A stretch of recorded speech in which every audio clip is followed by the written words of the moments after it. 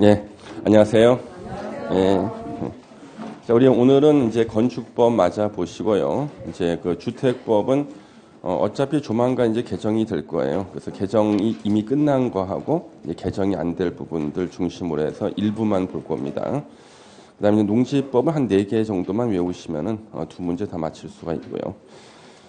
우리 여기에 오늘 그 460페이지부터인데 건축관 펴보세요. 예, 460페이지부터입니다. 우리 건축법의 전체 분량 중에 4분의 1을 공부하면 5문제를 맞힌다고 그랬거든요. 나머지 4분의 3에서 한 2문제가 나와요. 그러니까 일단 먼저 4분의 1을 매달 반복해서 공부하시는 거예요. 4분의 1을. 그 다음에 이제 4분의 1을 갖다 거의 다 외워갈 때쯤 돼가지고 나머지 2문제를 한번 공부해 보시는 겁니다. 물론 건축법에 7문제가 나올 때 한 3문제 정도만 맞춰도요. 합격하는 데는 전혀 지장 없어요. 건축법에서 7문제 중에서 3문제 못 맞히는 거 그게 더 어려워. 맞히는 게. 왜? 1초 만에 정답 나오는 게 한 3문제 되거든. 저 기준 말고 여러분 기준으로요. 예.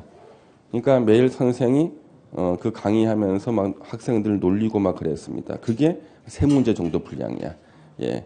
그러니까 1초 만에 정답이 나오는 게 한 3문제인데 근데 그것까지 틀리면은 그때는 그래도 선생님 잘못이야 그래도. 예. 때려서도 가르쳤어야 되는 건데. 예. 그래서 일단 건축법은요. 여러분들이 4분의 1 정도를 달달 외우시는 거예요. 그리고 이제 그게 어느 정도 적응이 되면은 나머지 4분의 3을 좀 공부하실 분은 하시고 나는 5개만 맞히겠다는 분들은 안 봐도 괜찮습니다. 예. 그래서 주변에 보면은 공부를 진짜 열심히 하는데 성적 안 나오시는 분들이 있어요. 주변에 보면은요. 그분은 주로 4분의 3에 매진하시는 분들이 있습니다. 실제로 그래요. 왜? 거기에 더 신기해 보이거든요. 신기해 보이고 하루 종일 앉아서 공부한 부분이 시험에 안 나올 부분이야. 그러면 남들이 보면 공부 진짜 열심히 하는데 성적이 안 나와요. 그러면 이제 남들이 그분의 신체의 어느 특정 부위를 의심하기 시작해요. 야, 저렇게 공부한 성적이 안 나오니까. 예. 어떤 분은 그냥 수업 듣고 그냥 그날 간단하게 좀 공부 조금 하는 것 같은데 성적이 잘 나오는 분들이 있거든요. 그분들은 뭐냐면 집중하고 하는 거죠. 집중해서. 집중하고 딱 시험에 나올 부분만 공부하시는 분들이에요. 예. 그래서 여러분들 다른 게 아니라 공부는 좀 약간의 요령도 필요합니다. 그리고 탐구심이 많은 분들은 학자를 해야 돼. 학자. 예.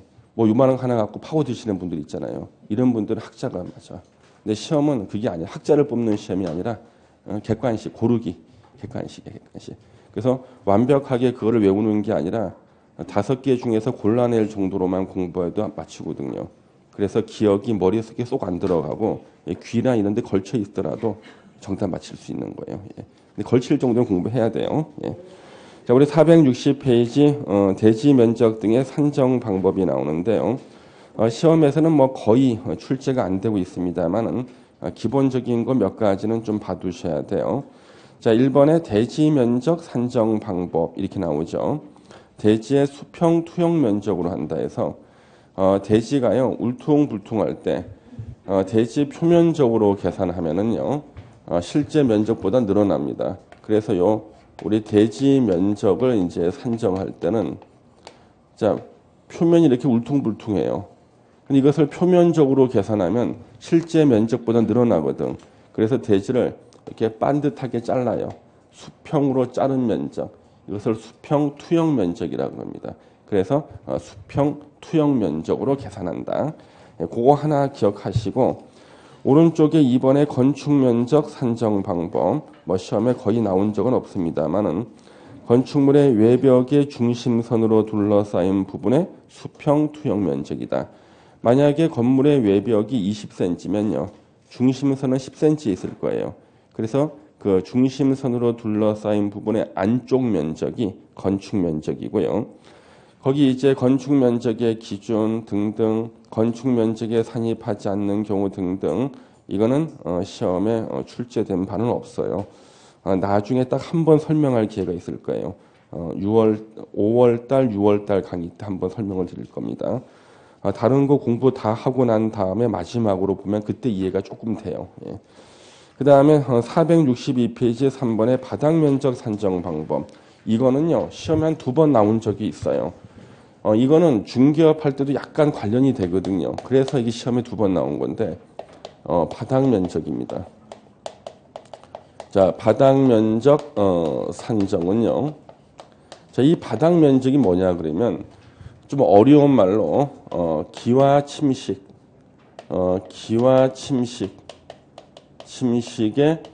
사용하는 공간입니다. 사용하는 공간이에요. 이 기와 침식이라는 말은 이제 대법원 판례에 쓰는 말이고, 우리가 쉬운 말로 하면 일상생활을 말합니다. 일상생활.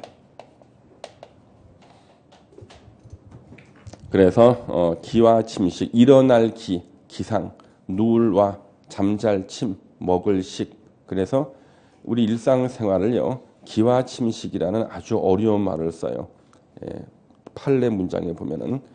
그래서 일상생활에 사용하는 공간을 바닥 면적으로 해요. 예를 들어서 자, 건물이 한 층이 이렇게 있는데 이게 건축 면적이 100평이래요. 그런데 이 100평의 건축 면적 중에 요만큼이요, 엘리베이터가 설치가 돼 있대. 한 2평 정도가. 이쪽에 계단이 설치가 돼 있대. 한 2평. 이쪽에 기계실이 한 2평 있대요.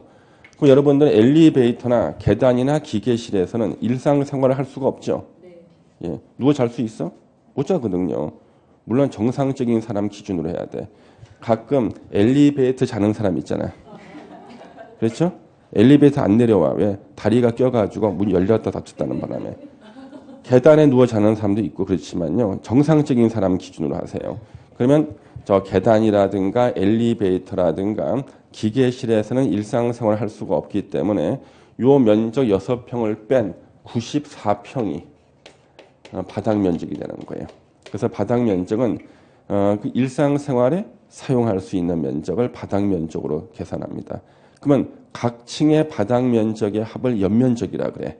그러면 어느 건물 하나가 있는데 이 건물에서는요, 한 사람이 살기 위해서 필요한 면적이 10평이래. 예? 10평. 그러면 연면적이 200평인 건물에서는 몇 명이 살 수 있나? 20명. 이렇게 계산하는 거예요. 그래서 연면적은요, 하나의 건물에 사람이 몇 명이 살 수 있는가를 계산할 때는 연면적을 쓰는 거예요. 연면적을. 그래서 이 바닥 면적은 일상생활에 사용할 때 쓰는 면적을 말하는데 그 원칙 보세요. 건물의 각 층 또는 그 일부로서 벽, 기둥, 그 밖에 비슷한 구획의 중심선으로 둘러싸인 부분에 수평, 투영 면적으로 한다. 원칙. 그런가 보다. 예외가 오른쪽 박스 나오죠. 이걸 앞에 자를 따서 외우는 사람들이 있는데 이런 사람들은 다 말로가 안 좋았어요.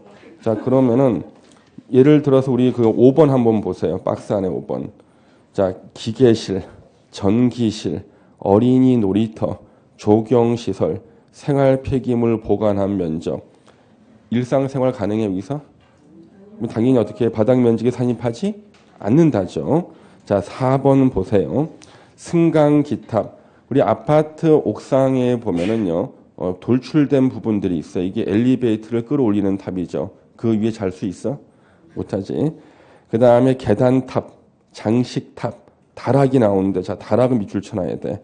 층고가 1.5m 이하는 바닥 면적에서 제외. 경사진 형태일 때는 1.8m 이하인 것은 바닥 면적에서 제외예요. 잠깐만 이런 거 하나 볼게요, 여러분요. 혹시 여러분들 왜 오피스텔 들어가면은 복층 구조라는 거 있죠? 한번 그려보겠습니다. 여기가 이제 현관문인데 현관문을 열고 딱 들어갔어요. 그랬더니 여기 한 층이 더 있어. 이렇게. 그리고 계단이 이렇게 돼 있거든. 복층 구조란 말이에요. 그래서 여기 딱 올라갔는데 자기가 고개를 못 들어. 고개 이렇게 들고 있는 거야. 이렇게. 그리고 한마디 해. 이왕 만들고 좀 높게 좀 만들지 그러는데 이 높이가 1.5m 이하예요. 이게 뭐냐 그러면 이게 바로 다락이야. 다락은 물건을 쌓는 용도로 쓰는 게 다락이라고요. 그러면 1.5m 이하는 일반인이 일상생활에 쓸 수 없는 면적이라는 거예요. 예, 물건을 쌓아놓을 수 있지만. 그래서 1.5m 이하. 만약에 경사진 지붕일 때는 1.8m 이하. 이것을 갖다가 요 바닥은 바닥 면적에 포함 안 시켜. 그러면 옆면적이 안 들어가지. 그래서 이렇게 복층 구조를 만드는 거예요. 물론 1.5m에서 일상생활 할 수 있는 사람이 있어. 예, 그렇지만 일반적으로 1.5m는 고개 들고 살기 힘들다고 봐가지고 저것을 바닥 면적에 포함 안 시키는 거예요. 그러면 저기서 누워 자는 사람은 자기 스스로를 짐짝으로 만든 거야. 왜? 짐 놓는 부분이거든. 그렇죠? 예. 자기가 짐이라고 짐. 예. 자, 그래서 그것이 이제 시험에 나왔던 거고 또 나와요. 그런 것은요. 그 다음에 굴뚝 위에서 못 자죠. 더스트 슈트. 이게 뭐야? 환기구 같은 거. 그다음 설비 덕트. 예. 그다음 물탱크, 기름탱크, 냉각탑. 얼어 죽겠다. 그렇죠? 정화조, 도시가스 정압기. 이게 차지하는 면적은 사람이 일상생활에 못 쓰죠. 다 바닥 면적의 제외예요. 이거는 정상적인 사람 기준으로 일상생활 할 수 있는가 없는가를 판단하면 되는 거고 앞에 자 따서 외우는 거 아니에요. 예. 그렇게만 보시면 되겠습니다. 자, 뒤로 넘겨주시고 4번은 이제 체크해서 외우셔야 돼. 연면적 산정 방법은요. 자, 하나의 건축물의 각 층의 바닥 면적 합계를 연면적이라 그러는데 단 시험 문제는 용적률을 산정할 때 연면적에서 제외하는 거 4가지를 암기하셔야 돼요. 지하층 면적은 용적률 산정할 때는 연면적에서 제외한다. 지상층이라도 부속용도 주차장이 사용되는 면적 제외예요. 주차장 설치를 장려하기 위해서. 초고층 건축물과 준초고층 건축물에 설치하는 화재에 대피하는 피난 안전구역 면적 역시 제외. 용적률에서 제외죠. 경사지붕 아래에 설치하는 화재에 대피하는 대피공간 면적 역시 용적률 산정할 때는 연면적에서 제외합니다. 우리 건축물의 높이, 자, 원칙만 보시면 돼요. 지표면부터 그 건축물의 상단까지로 한다. 이때 상단은 옥상 바닥을 말해요. 원칙적으로 난간 높이는 건축물의 높이에 포함 안 시킵니다. 만약에 난간 높이를 건축물 높이에 포함시키면은요, 높이를 손해보지 않기 위해 난간을 다 없애야 되거든요. 63 빌딩 옥상에 난간이 없다 생각해 보세요. 바람 하나 세게 불면은 사람들 다 사라진다고. 그래서 옥상 바닥까지로 하고요. 근데 1층 전체에 필로티, 벽이 없고 기둥만 서 있는 필로티가 설치가 돼 있을 때는요. 그 높이는 건축물 높이에서 빼주는 거예요. 필로티를 설치해서 주차장 설치하라는 얘기죠. 그 다음에 오른쪽에 이제 처마하고 반자가 나오는데, 자, 반자는 이거예요. 여기 반자입니다. 그래서 요거 띄어내면 각종 배관이 나오거든요. 실제 건물에서요, 사용되는 높이는 반자 아랫부분만 쓰죠. 그래서 요 반자 높이가 있다. 예. 그 다음에 층고, 방의 바닥 구조체 윗면으로부터 위층 바닥 구조체 윗면까지 높이. 쉽게 말해서 아래층의 장판부터 위층의 장판까지의 높이예요. 그래서 바닥 두께가 포함이 돼요. 바닥 두께가. 그 다음 9번의 층수는 표시를 하시고요. 이건 시험에 자주 나옵니다.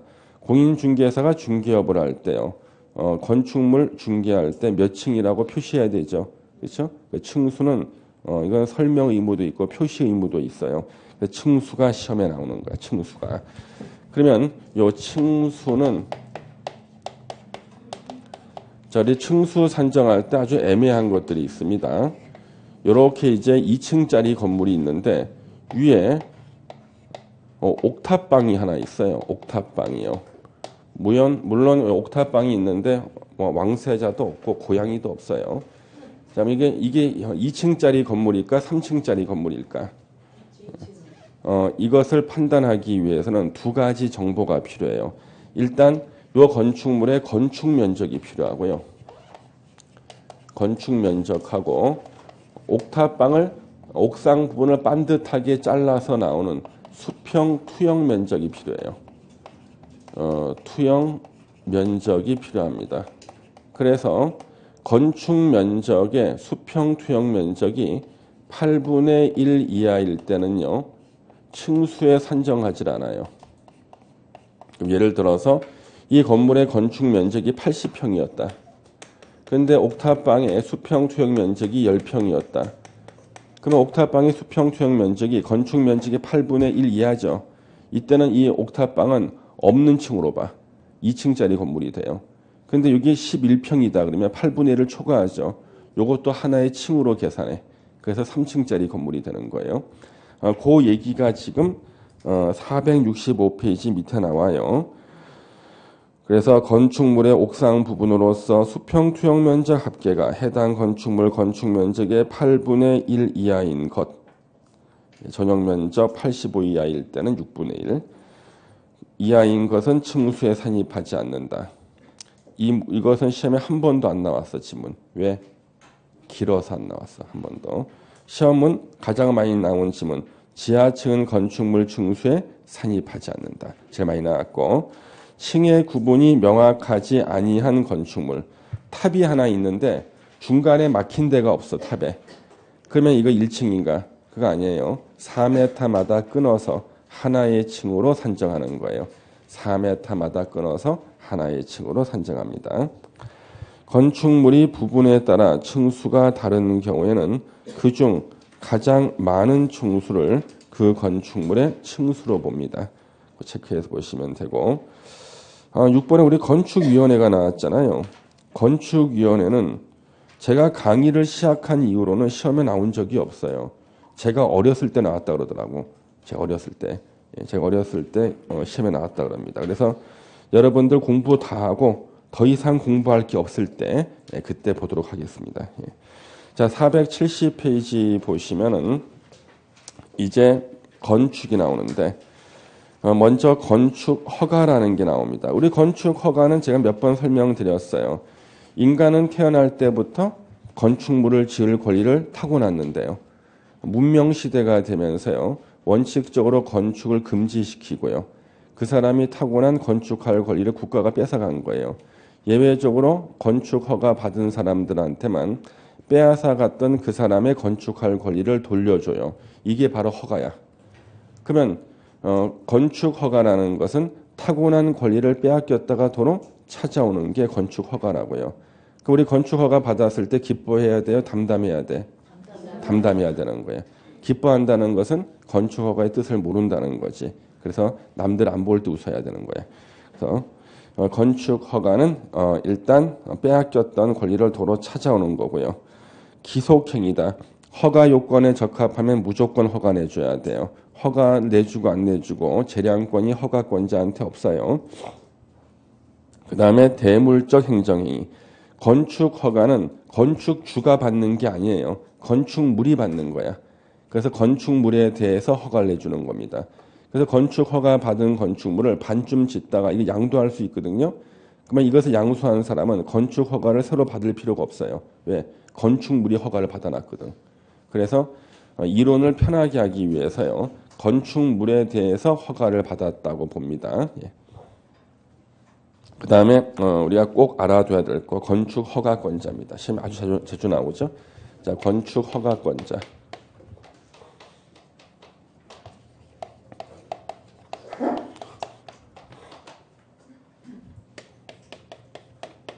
자, 우리 건축 허가권자는 꼭 알아두셔야 돼요. 뭐 지문 한 개로 나오기도 하고 단독 문제 나올 수도 있고, 원칙적으로 특별자치시장, 특별자치도지사, 시장, 군수, 구청장이 건축 허가권자가 됩니다. 근데 예외적으로요, 특별시장이나 광역시장이 건축 허가권자가 될 수도 있어요. 뭐 특별시장이나 광역시장이 건축 허가권자가 될 수가 있기 때문에 건축 허가권자가 될 수 없는 사람 2명 기억하셔야 돼요. 국토부 장관 X, 도지사 X. 국토부 장관하고 도지사는요, 어떠한 경우에도 건축 허가권자가 될 수가 없어요. 그래서 시험 문제에서 여러분들을 유혹하는 지문이 나와도 마음을 흔들리지 말고, 국토부 장관하고 도지사는 절대 건축 허가권자가 될 수 없다는 사실을 꼭 기억하셔야 돼요. 국가계획으로 건축하는 건축물은 국토부 장관에게 허가를 받아야 한다. X. 천재지변으로 멸실된 건축물은 예외적으로 국토부 장관이 허가권자가 될 수 있다. X. 그 다음에 2개 이상 시군에 걸쳐서 건축할 때는 관할 도지사에게 허가를 받아야 한다. X. 일단 다 가르쳤으니까 나는 뭐. 예. 하여튼 요 두 개 절대 허가권자가 안 되고요. 그러면 특별시장이나 광역시장이 허가권자가 되는 경우는 언제냐면 건물을 특별시나 광역시에 지을 때예요. 특별시나 광역시에다가 규모가 21층 이상이거나 또는 연면적 합계. 연면적 합계라는 것은요. 하나의 대지에 건물이 2동 이상이 있어요. 각 동의 연면적을 더한 것을 연면적 합계라고 합니다. 연면적 합계 10만 제곱미터 이상을 건축할 때는요. 특별시장이나 광역시장이 허가권자가 돼. 연면적 합계 10만 제곱미터 이상이라 할지라도 공장일 때는 제외예요. 공장일 때는 특별시장, 광역시장이 아니라 특별시나 광역시에 있는 구청장이 허가권자가 되는 거예요. 창고일 때 제외, 역시 구청장이 허가권자 되는 거죠. 지방 건축위원회 심의를 거친 건축물도 제외, 이것도 구청장이 허가권자예요. 단 지방 건축위원회 심의를 거쳤다 할지라도 초고층 건축물은 다시 제외, 다시 제외라는 것은 특별시장, 광역시장이 허가권자가 된다 그런 뜻이에요. 자, 그래서 이제 건축 허가권자 연습을 해보면요. 서울특별시 강동구에서 20층짜리 건물을 지을 때는 누가 허가권자인가? 강동구청장. 서울특별시 강동구에서 21층짜리 건물을 지을 때는 누가 허가권자인가? 서울특별시장.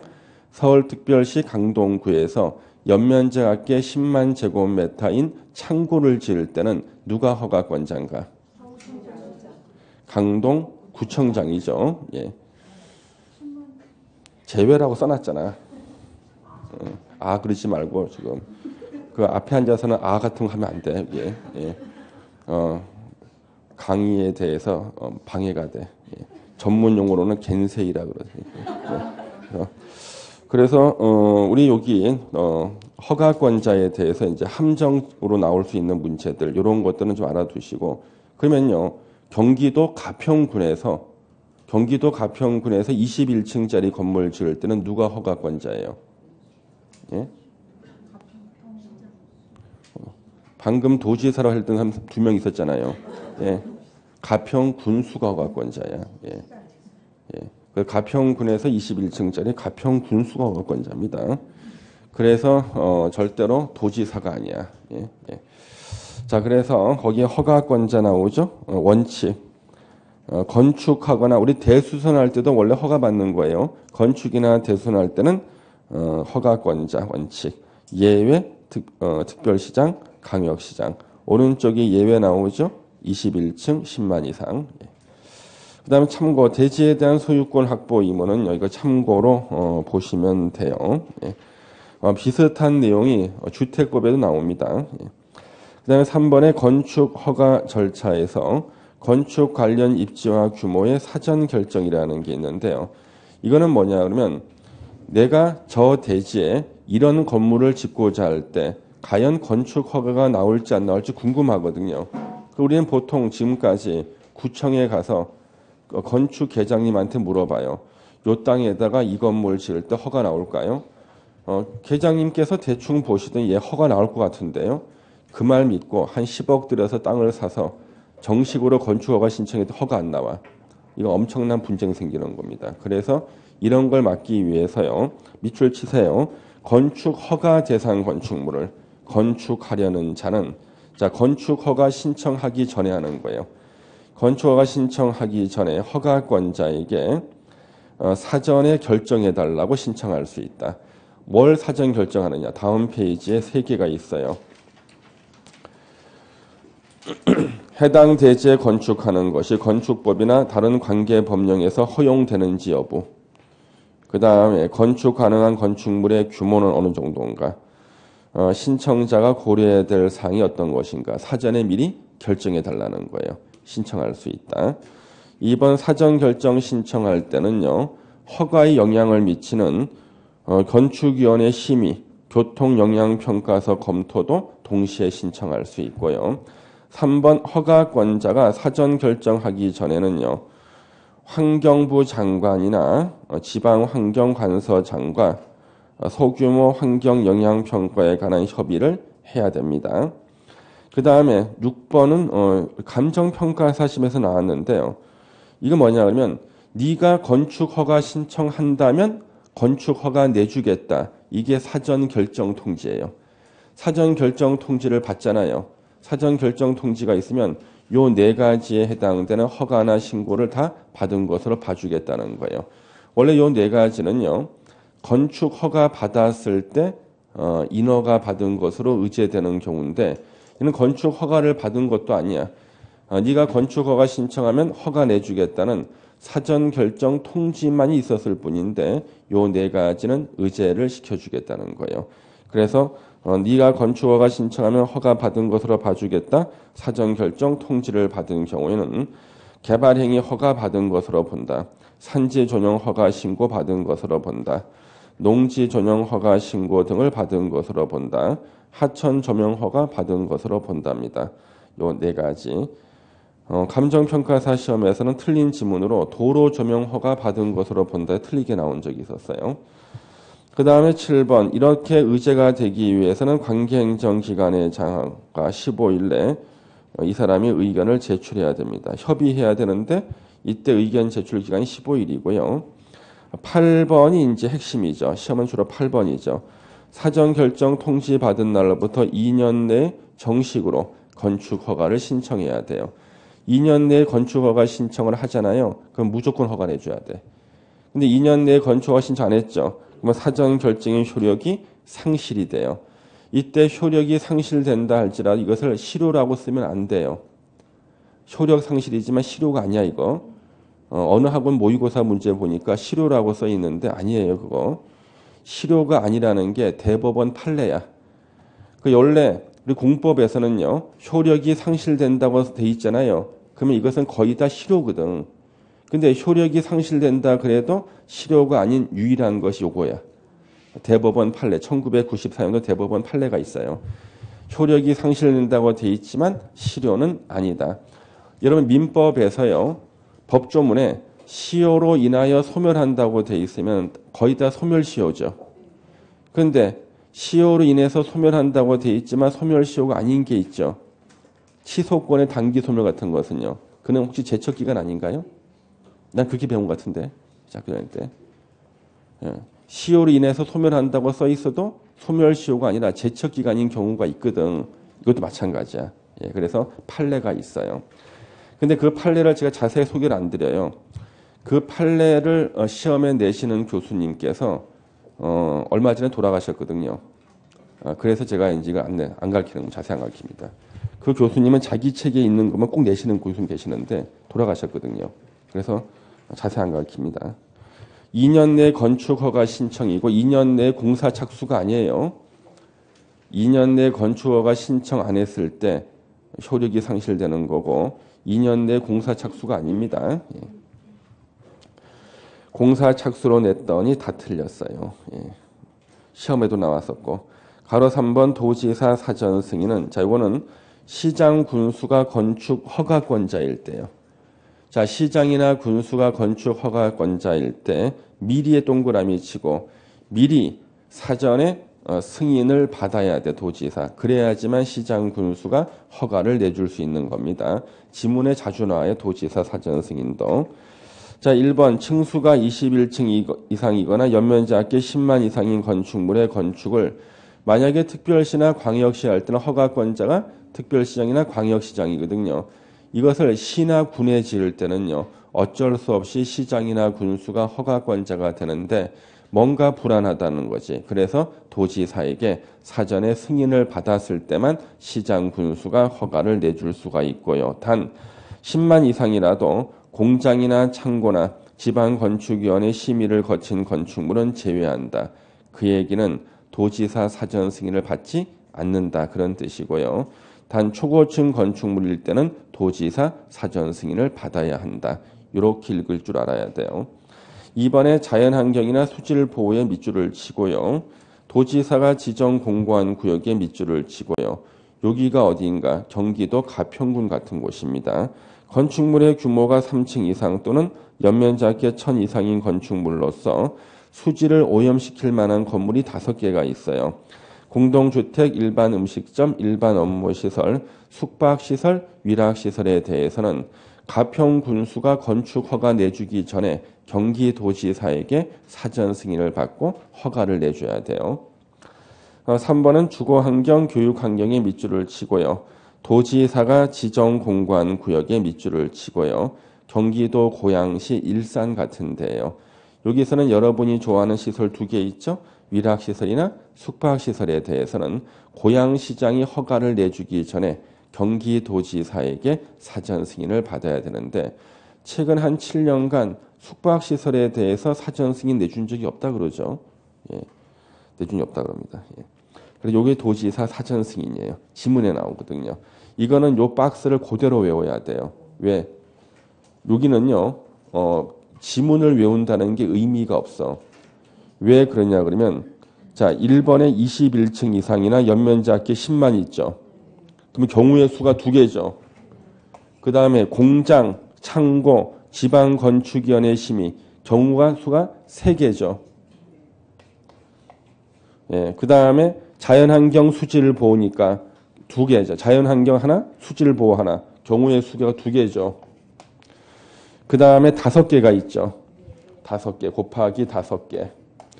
그 다음에 3층 이상 또는 연면적의 1000이니까 경우의 수가 또 2개가 있어요. 주거환경이나 교육환경 경우의 수가 또 2개야.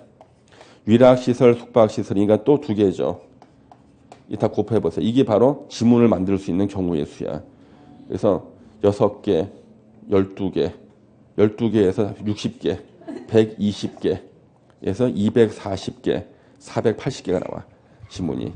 그래서 여기서 지문을 외우면 안 되는 거예요. 예, 자기가 외운 지문 똑같이 안 나온다고. 이 박스를 통째로 외워야 되는 거예요. 이거는요.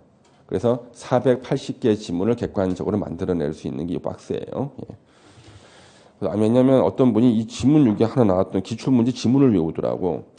어떻게 외웠냐면 자연환경 보호위에서 도지사가 지정 공고한 구역에 3층 이상인 위락시설은 이렇게 외운 거예요. 그러면 시험 문제에서 수질 보호하기 위해서 연면적의 1000 이상인 숙박시설은 하면 못 맞히잖아. 그렇죠? 예, 그래서 이게 통째로 해야 되는 거야 이걸요. 예. 그 다음에 뒤로 넘겨주시고요. 일괄협의에 참고로 보시고 가로 6번에 보시면 안전관리 예치금이라고 나와요. 이거는 시험에 한 번 나온 적이 있어요. 10년 전에. 우리가요 길에 지나가다 보면은 대형 건축물이 공사가 중단이 되고 방치되는 경우가 있어요. 방치가 될 때 뒷정리를 잘하고 방치가 되는 게 아니라 사람들만 없어져. 세면하고 모래를 개다가 삽을 꽂아놓은 상태에서 사람만 없어지는 거예요. 그랬을 때는요. 거기가 우범지대가 돼요. 그 다음에 위험, 안전사고 우려돼 있죠. 그래서 공사를 중단해서 뒷정리할 때 들어가는 비용을 갖다가 혹시나 중단될 수도 있으니까 미리 예치하게 하는 거예요. 이게 안전관리 예치금입니다. 1번 원칙적인 규정. 자, 2번에 연면적 1000제곱미터 이상의 밑줄 쳐야겠죠. 이상인 건축물을 착공할 때는요. 안전관리 예치금을 예치해야 되는데 거기 가로에 보시면 분양 보증을 하는 건축물하고 신탁 계약을 체결한 건축물은 제외라고 돼 있죠. 이런 건물은 공사가 중단되질 않아요. 예치하지 않는다. 그 다음에 건축주 뒤에 가로가 있어. 한국토지주택공사나 지방공사가 건축주일 때는 예치하지 않아. 얘네들은 중단시키질 않거든요. 그래서 오른쪽에 건축공사비의 1% 범위에서 예치하게 할 수가 있습니다. 예치할 때는 현금 예치가 원칙이고요. 보증서로도 가름할 수가 있고 3번에 예치금을 반환할 때는 이자를 붙여서 반환하고요. 보증서 예치했을 때는 이자 안 줍니다. 그 다음 동그라미 6번 개선명령 했는데도 개선하지 않았을 때는요. 예치금을 사용해서 행정 대집행하고요. 부족할 때는 차액을 추가로 징수할 수가 있습니다. 거기까지 체크해서 좀 보시면 되고요. 안전관리 예치금. 이게 2005년도에 생겼어요. 2005년도에. 안전관리 예칙은. 그 다음에 476페이지 4번 예외적 건축 불허가 처분이라는 게 나옵니다. 예외적 건축 불허가 처분. 자, 요거는요. 허가권자는 건축 허가하고자 할 때는 건축 기본법에 따른 한국 건축 규정의 준수 여부를 확인해야 되고요. 다만 다음 어느 하나에 해당할 때, 두 개 중에 하나에 해당할 때는 건축법이나 다른 법률에서 허가를 내주라고 돼 있다 할지라도 거기에 불구하고 밑줄 치세요. 건축위원회 심의, 밑줄. 건축위원회 심의를 거쳐서 건축 허가를 하지 아니할 수 있다. 그래서 우리가 건축 허가는 기속행위라고 그랬잖아요. 허가 요건에 적합하면 무조건 허가를 내줘야 되는데 요 두 가지에 대해서는 예외를 인정한 거예요. 요건에 적합해도 허가를 건축위원회 심의를 거쳐서 안 내줄 수 있다는 겁니다. 1번이 시험에 계속 나와요. 1번 위락시설이나 숙박시설이요. 주거환경이나 교육환경을 고려할 때 부적합하다 인정할 때는 건축위원회 심의를 거쳐서 허가를 안 내줄 수 있다. 이게 시험에 계속 나오는데 요거는요. 경기도 고양시 일산에 백석동이라고 있어요. 요 백석동에서 이 갑이라는 분이 뜻한 바가 있어가지고 동양 최대의 나이트 클럽을 지으려고 했습니다. 그 나이트 클럽 이름이 터널 라이트예요. 터널 라이트를 지으려고 그러는 겁니다. 현재 터널 라이트 지금도 있어요. 성업 중이에요. 그래서 자유로를 달리다가 장항 IC 들어가는 곳 들어가자마자 크게 플랜카드처럼 걸어놨어요. 광고 플랜카드. 터널 라이트. 부킹 천국 불신 지옥 이렇게 써 있습니다. 이렇게 거기가 이제 터널 라이트인데 이 터널 라이트를 짓겠다고 건축 허가를 신청했습니다. 백석동에다가 허가 요건에 적합했어요. 당연히 허가를 내줬습니다. 그랬더니 백석동 주민들이 데모를 한 겁니다. 왜 백석동에 동양 최대의 나이트 클럽을 짓느냐. 그래서 고양시장이 건축 허가를 취소했는데 요 건축주 갑이라는 분이요. 건축법을 공부하신 분인가 봐요. 건축 허가의 법적 성질은 기속행위다. 허가 요건에 적합하면 무조건 허가를 내줘야 되는데 왜 이유 없이 취소했느냐. 행정소송을 제기했어요. 승소 판결 받았습니다. 그래서 건축이 무사히 진행이 돼서 터널 라이트가 완공이 된 거예요. 현재 성업 중입니다. 불신지옥 써 있어요. 여기. 그러면 이 터널 라이트가 완공되고 나서 건축 허가 요건에 적합하더라 할지라도 예외적으로 허가를 안 내줄 수 있는 조문을 만들어야겠다 해서 요 조문을 만든 거예요. 위락시설이나 숙박시설이기. 주거환경이나 교육환경 등 주변 환경을 고려할 때 부적합하다고 인정될 때는 절차 하나가 있어요. 건축위원회 심의를 거쳐서 건축 허가하지 아니할 수 있다. 이 조문을 만들면은 바람직하지 않은 건물은 건축 허가 안 내줄 수 있는 길이 생겼다 생각했는데요. 요 조문 만든 다음에 경기도 SC가 있었습니다. 오늘 실명 쓰면 안 돼. 안 좋은 일이라서. 경기도 SC에서요. 어떤 분이 뜻한 바가 있어가지고 러브 호텔을 하나 만들겠다고 건축 허가를 신청했어요. 허가 요건에 적합해. 그런데 지역 주민들은 반대예요. 그러면 이거 허가 안 내주기 위해서 어떻게 해야 돼? 건축위원회 심의를 거쳐서 허가 안 내주면 되죠. 건축위원회 소집했습니다. 시장님이. 그런데 심의를 통과해버렸어. 예. 친구들이야. 다. 예. 건축주하고 친구들이야. 통과해버렸어요. 예. 그래가지고 지금 성업 중이다. 경기도 SC. 예. 성업 중. 예전에 텔레비 뉴스에도 나오더라고. 거기. 예. 자, 그래서 여기 1번. 그러면은 당연히 1번 지문, 법조문을 외워야 되는데 터널 라이트까지만 외우고 위락시설, 숙박시설, 주거환경, 교육환경 이걸 못 외우면 안 돼요. 2번은요. 생긴 지가 얼마 안 되고 시험에 안 나왔는데요. 상습 침수 지역에서 지하층을 거실로 쓸 때는요. 건축 허가를 안 내줄 수 있습니다. 위험하기 때문에 그래요. 이거는. 자, 건축 허가의 효과 건축 금지에서 해제가 된다 그랬죠. 건축 허가 받으면 다른 법률에 의한 인허가를 받은 것으로 본다. 오른쪽 박스에 1번부터 23번까지는 다 인허가 받은 것으로 봐줘. 3번 체크해야 돼요. 개발행위 허가. 건축 허가 받았을 때 개발행위 허가 받은 것으로 본다. 나오죠? 근데 개발행위 허가를 받았을 때는 건축법상 건축 허가 받은 것으로 본다는 말이 안 나와요. 그러면 우리 국토계획법에 개발행위 허가 파트 한번 찾아보겠습니다. 국토계획법에서 개발행위 허가 파트를 한번 찾아보겠습니다.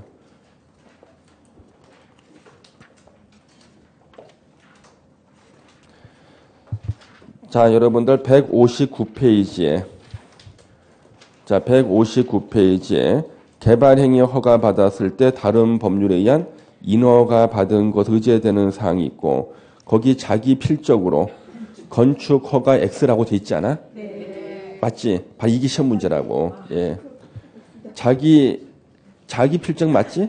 맞아요. 맞습니다. 필적 맞아요. 자, 그래서 이게 시험 문제야. 건축법상 건축 허가를 받으면은 국토계획법상 개발행위 허가 받은 것으로 봐줘요. 근데 국토계획법상 개발행위 허가 받았을 때는 건축법상 건축 허가 받은 것으로 의제시켜 주질 않아요. 여기 시험 문제입니다. 그래서 요거 가르칠 때 다시 앞을 보기 위해서 내가 써놓으라 그랬거든. 그렇죠? 예. 넘겨주세요. 이제 478페이지 참고의 매도 청구는요. 우리가 나중에 주택법 공부하고 나서 다시 보셔야 돼. 지금 보지 마시고요. 예. 그 다음 6번에 건축허가의 특례라고 나오죠. 자, 건축신고 나왔는데 너무나 짜증나는 부분이 건축신고예요.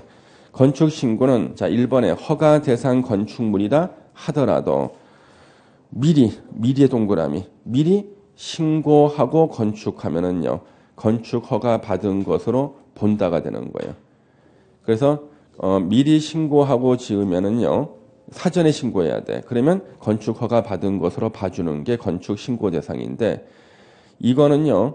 5개 지문으로 단독 문제로 나와준다면 외우는 보람이 있는데 항상 지문 1개만 나와.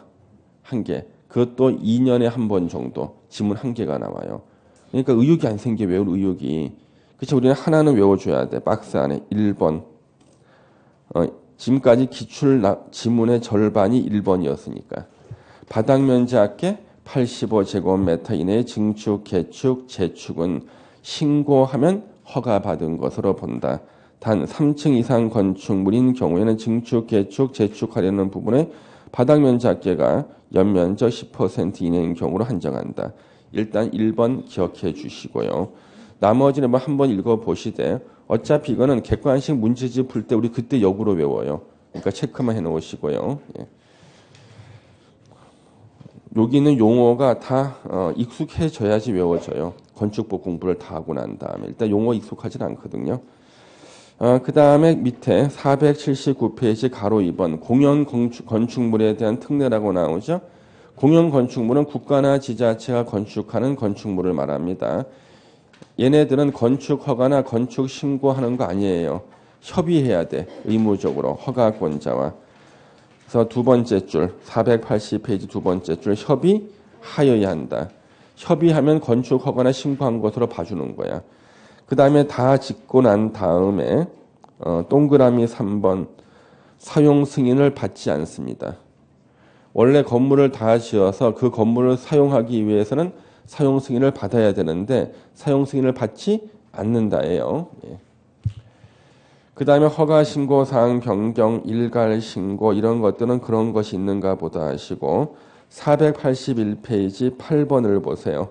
건축 허가 제한 등이 나왔죠. 자, 이건 우리 체크해서 보셔야 돼요. 이거는 시험에 나올 확률이 80%예요. 10번 시험 보면 8번은 나와요. 워낙 많이 쓰이는 제도거든요. 자, 건축 허가 제한입니다. 자, 국토부 장관이 제한할 수가 있다. 밑줄 치세요. 국토 관리를 위해서 특히 필요하다고 인정하거나 주무부 장관이 국방 등등에서 요청하는 면 주무부 장관의 요청이 있을 때요. 그래서 국토관리상 필요하다 인정할 때나 주무부 장관의 요청이 있을 때 건축 허가 내주지 마 할 수 있다는 거야. 허가권자한테.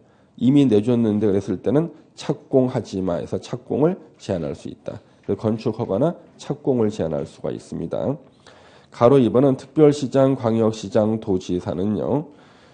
지역계획 또는 도시군 계획에 필요하다 인정할 때는 자기보다 계급이 낮은 허가권자, 시장, 군수, 구청장한테 건축 허가 내주지 마. 허가를 제한하거나 이미 내줬는데요. 그러면 착공 못하게 착공을 제한할 수가 있습니다.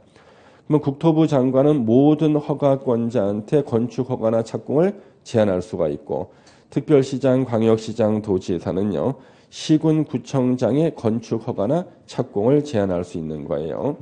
자, 동그라미 2번 특별시장, 광역시장, 도지사가 시군 구청장의 건축 허가나 착공을 제한했을 때는 즉시 국토부 장관한테 보고해요. 보고를 받은 국토부 장관은 제안의 내용이 지나치다고 인정할 때는 자기가 해제할 수 있는 게 아니에요. 해제를 명할 수 있다는 거예요. 해제하라고. 자기가 해제하는 거 아닙니다. 시험에는 지가 해제하는 걸로 나와요. 해제를 명할 수 있다. 그 다음에 제한의 방법 가로 3번에 동그라미 1번이 수십 번 나왔죠. 1번. 자, 제한 기간 2년 이내로 하고 연장할 수가 있어. 1회 한해서 1년 이내 범위 내에서 제한 기간을 연장할 수 있다. 요거 그대로 기억하셔야 돼요. 건축 허가나 착공을 제한하는 기간은 2년 이내 연장할 수 있다. 1회 한해서 1년 이내 요거 계속 나옵니다. 그렇게 보시면 돼요. 예. 밑에 핵심으로 그 박스로 정리해놨죠. 참고하시고 오른쪽에 9번에 보세요. 건축 허가 취소라고 나오는데 자, 건축 허가를 취소해야 되는 사유가 세 가지가 있어요. 이거는 취소할 수 있다가 아니라 취소하여야 한다야. 이거 할 수 있다고 쓰면 틀려요. 선생님, 하여야 한다를 할 수 있다고 쓰는 거 치사한 문제 아닌가요? 다른 데서 내면 치사해. 여기서 내면은 치사한 게 아니라 수준 높은 문제예요. 헌법재판소 판례거든 이게. 그래서 건축 허가를 취소하여야 한다가 맞다는 것이 헌법재판소 판례입니다. 예. 그러면 언제? 1번 허가받은 날로부터 2년의 동그라미 치고요. 이게 작년에 1년이었다가 2년으로 바뀐 거야. 그러면 작년까지요. 50년간 1년이었어. 예, 50년간 1년이었다가 작년에 2년으로 바뀌었거든요. 엄청나게 중요한 개정이죠. 그래서 2년 내에 공사에 착수하지 않으면 건축 허가를 취소하여야 한다. 근데 박스 위에 정당한 사유가 있을 때는 1년 범위 내에서 연장할 수 있다고 돼 있죠. 천재지변이 있거나 그랬을 때요. 1년 범위 내 연장이라고 나오는데 기간 제한이 있지만 횟수 제한이 없어요. 몇 회에 한해서란 말은 없어요. 단지 1년 범위 내 연장할 수 있다. 그 다음에 박스 안에 2번 착수했지만 완료가 불가능하다 인정될 때는 건축허가 취소하여야 한다. 3번 착공 신고 전에 경매, 공매 등으로 건축주가 대지의 소유권을 상실한 때부터 6개월이 경과한 이후 공사 착수가 불가능하다고 판단될 때는요. 건축허가를 취소하여야 한다. 이렇게 보시면 되겠습니다. 자, 잠시 쉬었다 이제 용도 변경부터 보겠습니다. 예.